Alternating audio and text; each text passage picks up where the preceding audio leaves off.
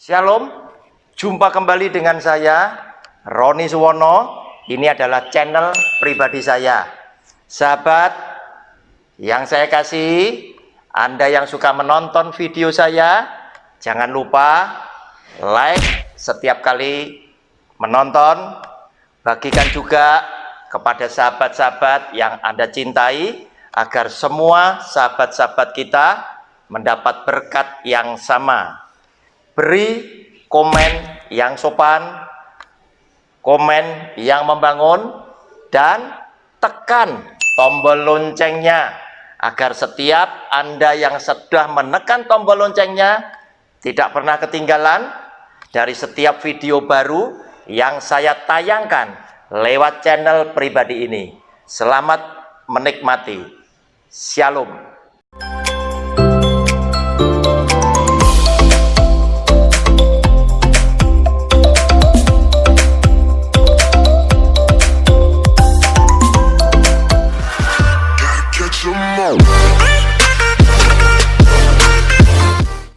Shalom, kita memasuki video yang ke-13 dari judul pelajaran keselamatan hanya ada di dalam nama Yesus. Hari ini kita akan mencermati judul kecilnya, Tuhan Yesus menampakkan diri. Saudara, kita lihat lebih dulu dari bacaan Yohanes pasal 20. Kita mau membaca mulai ayat 24 sampai 29. Judul bacaannya, Yesus menampakkan diri kepada Thomas. Tetapi Thomas, seorang dari ke-12 murid itu yang disebut Didimus, tidak ada bersama-sama mereka ketika Yesus datang ke situ. Maka kata murid-murid yang lain itu kepadanya, "Kami telah melihat Tuhan." Tetapi Thomas berkata kepada mereka, "Sebelum aku melihat bekas paku pada tangannya, dan sebelum aku mencucukkan jariku ke dalam bekas paku itu, dan mencucukkan tanganku ke dalam lambungnya, sekali-kali aku tidak akan percaya." 8 hari kemudian, murid-murid Yesus berada kembali dalam rumah itu, dan Thomas bersama-sama dengan mereka. Sementara pintu-pintu terkunci, Yesus datang dan ia berdiri di tengah-tengah mereka dan berkata, "Damai sejahtera bagi kamu." Kemudian ia berkata kepada Thomas, "Taruhlah jarimu di sini dan lihatlah tanganku. Ulurkanlah tanganmu dan cucukkan ke dalam lambungku. Dan jangan engkau tidak percaya lagi, melainkan percayalah." Thomas menjawab dia, "Ya Tuhanku dan Allahku." Kata Yesus kepadanya, "Karena engkau telah melihat aku, maka engkau percaya. Berbahagialah mereka yang tidak melihat, namun percaya." Saudara yang dikasihi oleh Tuhan, betapa sulitnya yang namanya manusia percaya dengan tidak melihat. Bukankah Thomas adalah salah seorang murid dari yang 12? Dan para rasul yang 12 termasuk Thomas adalah orang dekat Kristus. Artinya, kemanapun saja Tuhan Yesus pergi, mereka menyertai. Apapun yang Tuhan Yesus ajarkan, mereka mendengar. Dan apapun mukjizat yang Tuhan Yesus lakukan, mereka adalah saksinya. Sehingga mukjizat demi mukjizat mereka mengikuti. Mereka melihat, mereka menyaksikan, mereka kagum, mereka takjub, dan lain sebagainya. Tentunya, rasa kepercayaannya dia, Thomas khususnya, menjadi semakin besar kepada Kristus.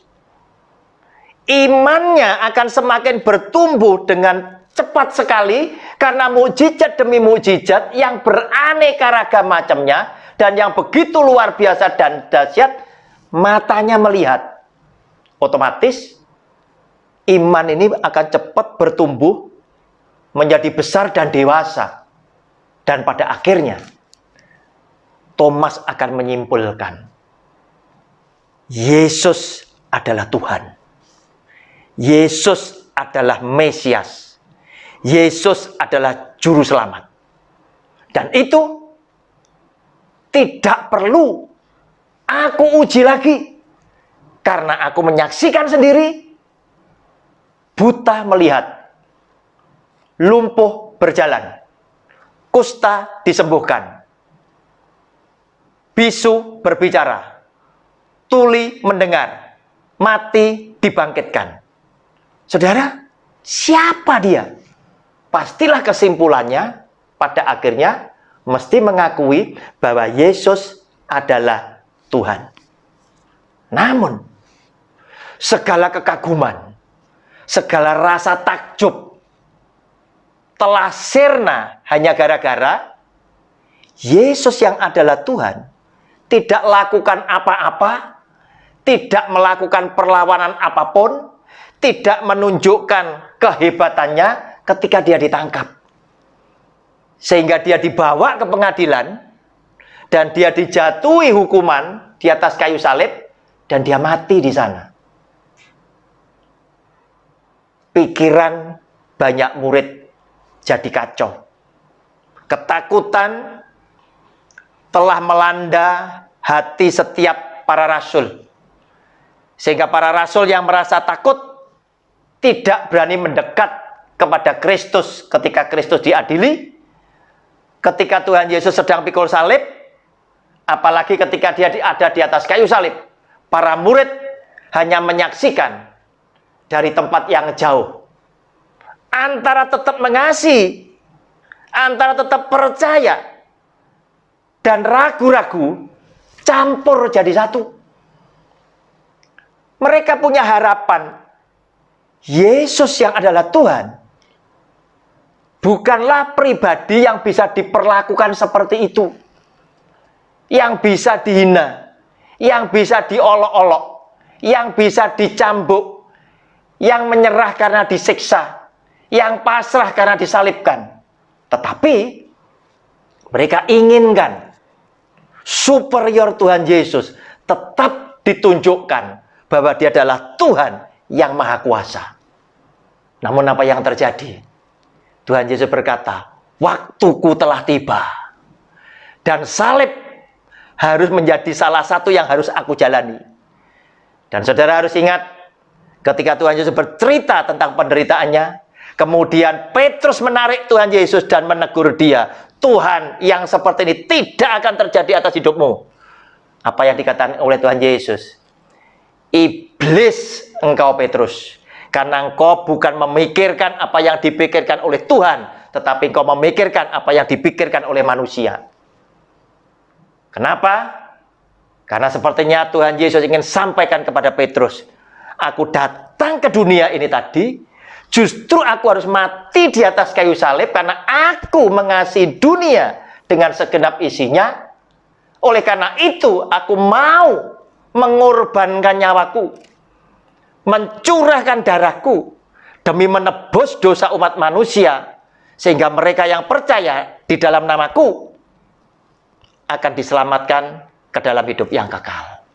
Saudara, oleh karena itu, demi meyakinkan Thomas, Tuhan Yesus sengaja menampakkan diri di rumah yang sama itu 2 kali. Ketika pertama kali dia menampakkan diri kepada para muridnya, Thomas tidak di situ. Thomas diberitahu oleh rasul-rasul yang lain, tetapi sudah tidak ada Yudas Iskariot. Thomas berkata, sekali-kali aku tidak akan percaya kalau aku belum melihat sendiri, dan jariku tak cucukkan ke dalam bekas lubang paku yang ada di tangan, dan aku juga akan mencucukkan tanganku ke dalam bekas tombak yang ada di dalam lambungnya. Kalau aku sudah melihat, sudah mencucukkan, aku baru percaya. Saudara, keinginan Thomas diketahui oleh Tuhan Yesus. Maka Tuhan Yesus sengaja setelah 8 hari, dia menampakkan diri lagi di rumah yang sama, dan Thomas ada di situ. Kenapa para rasul ada di situ? Karena mereka sedang mengunci diri, karena mereka takut ketahuan bahwa mereka adalah murid-murid Kristus. Mereka takut mereka juga akan dianiaya di atas kayu salib karena mereka pengikut Kristus. Oleh karena itu, di rumah yang sama, dengan pintu yang terkunci, mereka tinggal di situ, dan kebetulan hari itu Thomas ada di situ, dan Tuhan Yesus langsung memanggil Thomas. Thomas, datanglah kemari, lihatlah. Teliti Thomas, lubang yang ada di telapak tanganku, dan cucukkan tanganmu ke bekas luka yang ada di lambungku. Lihatlah. Dan Thomas menyembah kepada Tuhan Yesus, ya Tuhan dan Allahku. Thomas percaya. Tetapi apa yang dikatakan oleh Tuhan Yesus? Kata Yesus kepadanya, karena engkau telah melihat aku, maka engkau percaya. Berbahagialah mereka yang tidak melihat, namun percaya.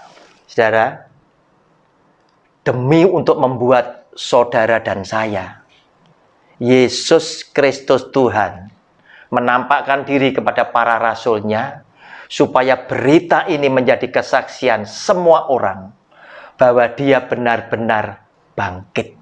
Tetapi nasihat yang paling penting dari Tuhan Yesus diberikan untuk saudara dan saya yang tidak mengalami hidup bersama-sama dengan Kristus seperti halnya para rasul. Dia berkata, memang sulit manusia bisa percaya tanpa melihat bukti. Tetapi berbahagialah orang yang bisa percaya kepadaku, percaya kepada perkataan firmanku, walaupun engkau tidak melihat. Shalom.